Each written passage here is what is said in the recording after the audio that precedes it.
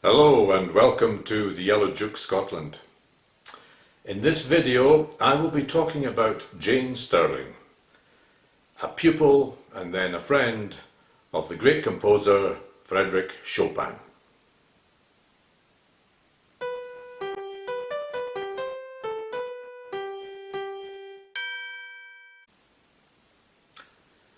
Jane Stirling was born on the 15th of July 1804 at Kippenross House near Dunblane. Descended from a noble Scottish family, she was the youngest of 13 children. Her mother died when she was 12, her father when she was 16, and she came under the charge of her widowed sister, Catherine Erskine, who was 13 years her senior. Jane Stirling grew up to be a beautiful young woman who received many proposals of marriage, but she turned them all down. As well-off, cultivated Francophile Scotswomen of the period, Catherine and Jane divided their time between Scotland and Paris. Jane Stirling met the Polish composer Frederic Chopin in Paris in 1842, when she was 38 years old. Chopin was 6 years younger, but he was already beginning to suffer from ill health. He was in the middle of his famous liaison with the novelist George Sand, which would come to an end in 1847.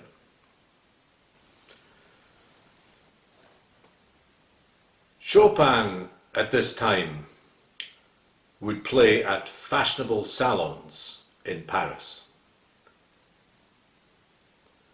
But his main source of income was giving piano lessons to wealthy pupils. Jane Stirling became one of his pupils, and he said to her, quote, "One day you will play very, very well," unquote. Chopin couldn't speak English and Jane couldn't speak Polish, so they conversed in French, a language in which they were both fluent. Jane became not just a pupil, but his friend and his secretary, helping him put together 7 bound volumes of the French editions of his compositions. He dedicated 2 nocturnes to her. She arranged a public concert for him at the Salle Pleyel in Paris in February 1848. It turned out to be Chopin's final concert appearance in Paris. The 1848 revolution broke out in Paris, very considerately in 1848. Chopin's income suddenly dried up as his rich pupils fled the city. Jane suggested a solution, a tour of England. She knew lots of people in London society and introduced Chopin to them.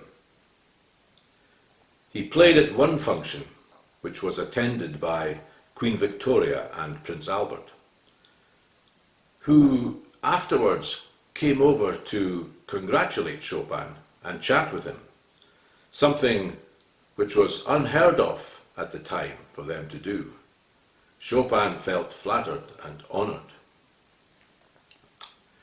In August 1848, Jane took Chopin to visit Scotland, staying with her brother-in-law, Lord Torphichan, at Calder House near Edinburgh. He played at several aristocratic houses in Scotland over the next 3 months.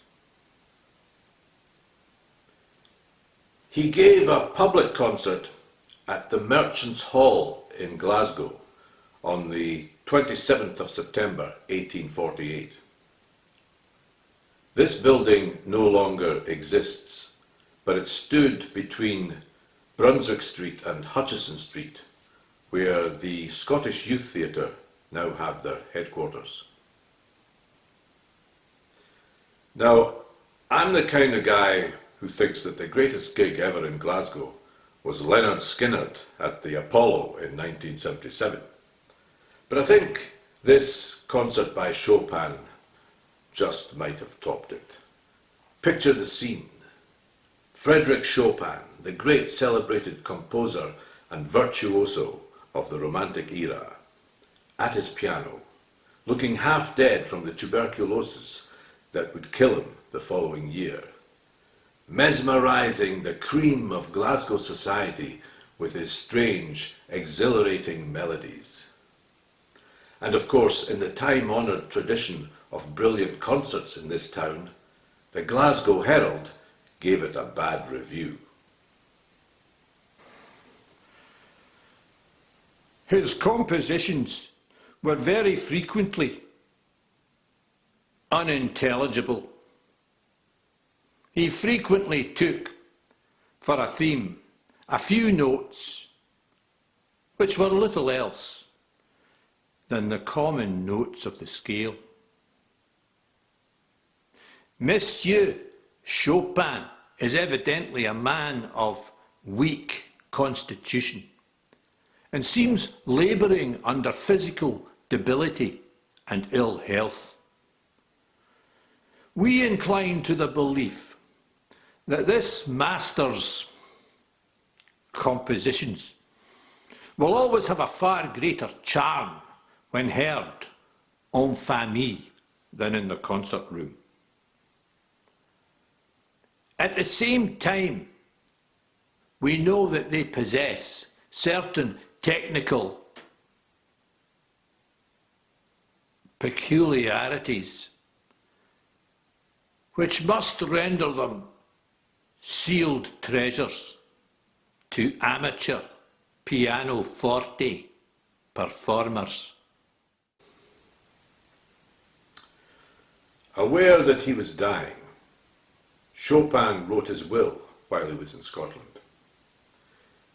In November 1848, he and Jane returned to Paris.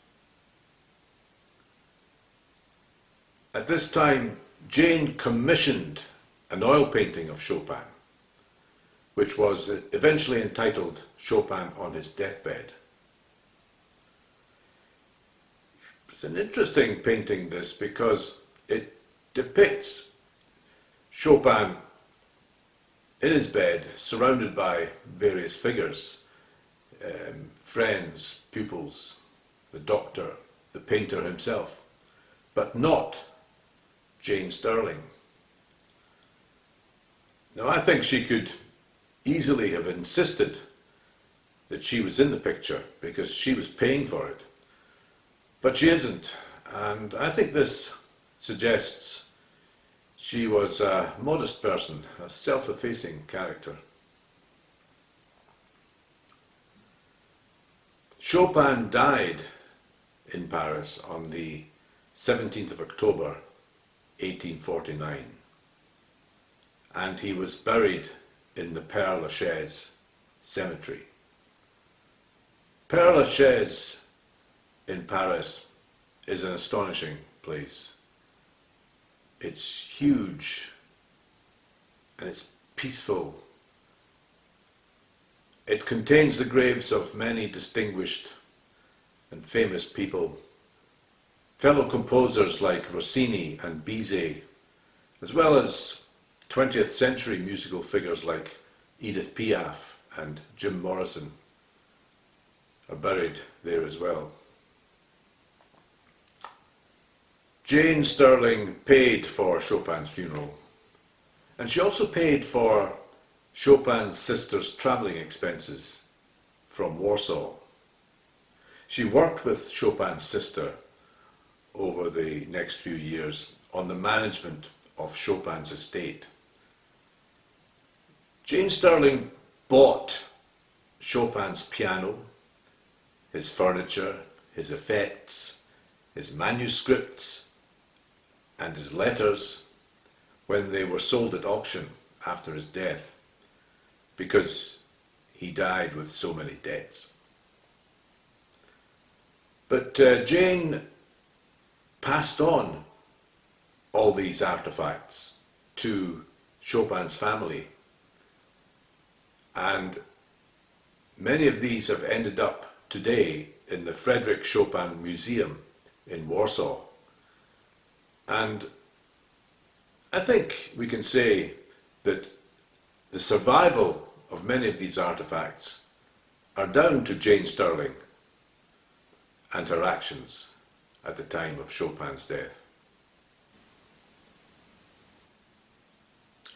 So, how close were Jane and Chopin? That is the question. Well, it seems pretty clear that she was utterly devoted to him. The way she would help him out with money, how she organised the tours of England and Scotland, how she preserved his legacy both during his lifetime and after his death.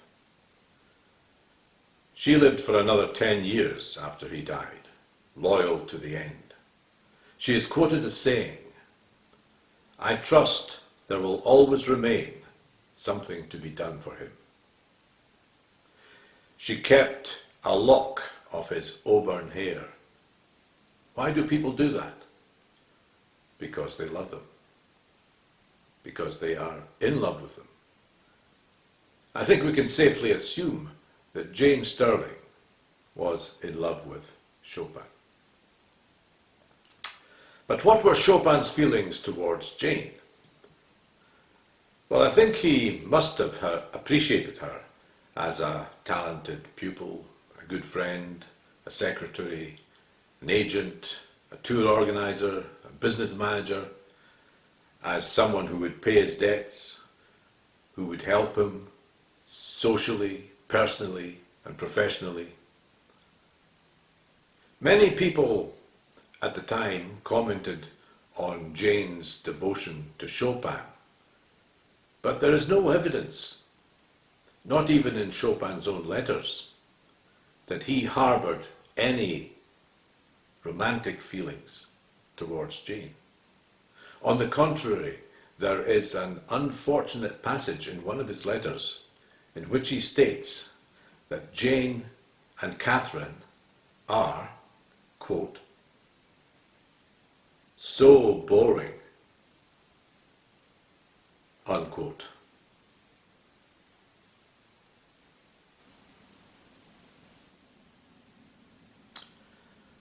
But the idea that Jane and Chopin came close to becoming engaged persisted from the very first Chopin biography down through all the years since.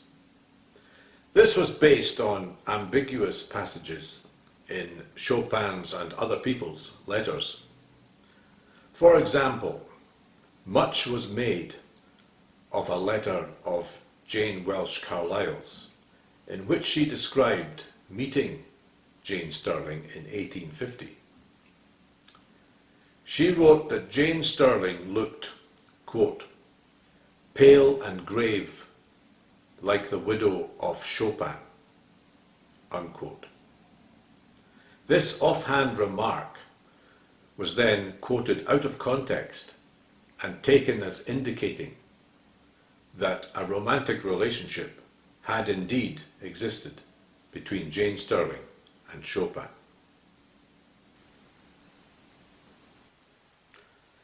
Recent research suggests that poor original translations of some of these ambiguous passages led to misinterpretations that have been taken as facts and repeated by each successive biographer.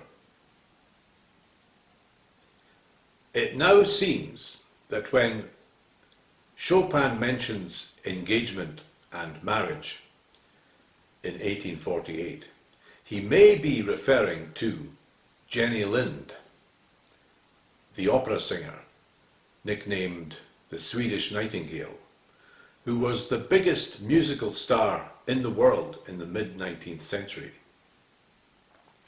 She admired Chopin and she wanted to marry him, but for reasons of her own, she wanted to keep the whole relationship secret. There is a school of thought today which goes further. They believe that Jane Stirling was a front, a sort of intermediary between Jenny Lind and Chopin. They believe that it was Jenny Lind who paid the bulk of the expenses and debts that Chopin had. They believe that it was Jenny Lind who was behind an anonymous gift of 25,000 francs that Chopin was offered in 1849, a sum they think was much too large for Jane Stirling, as well off as she was.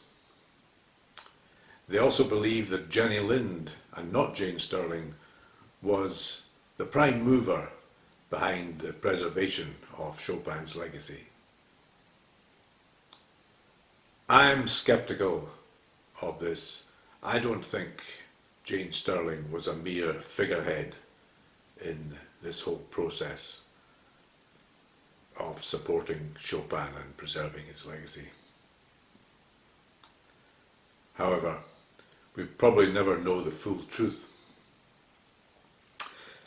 Regarding the romantic side of things, I don't think Chopin wanted to marry anybody. He certainly didn't marry Jenny Lind or Jane Stirling. In the last 2 years of his life, he had very difficult circumstances. He was recovering from the tempestuous relationship with George Sand. He had a mountain of debts. He was well aware that he was very ill and would soon die. I think he was just too honourable a guy to marry anybody under those circumstances. I don't think he would have thought it fair on any woman to do so at that time. Many people feel that Jane Stirling has been unjustly neglected in the Chopin story from the start. Her support of Chopin has not been fully acknowledged for 150 years, and now in the last couple of decades, speculation about the role of Jenny Lind in Chopin's life is threatening to relegate Jane even further to the sidelines. I think Jane Stirling did a lot for Chopin, and I believe that she had a special place in his heart. I say this because of something he said to her. He told her that she was the only one who knew his true date of birth. Now that might seem a silly little thing, an inconsequential thing, but I don't know. I feel that it might signify something more profound. Maybe. I don't know if we will ever discover the whole truth about their relationship at this late stage. But I think we can say with certainty that in Jane Stirling, Chopin had a strong supporter, a generous benefactor, and the most loyal of devotees. Let's end by listening to some of Chopin's beautiful music, to one of the pieces that he dedicated to Jane Stirling.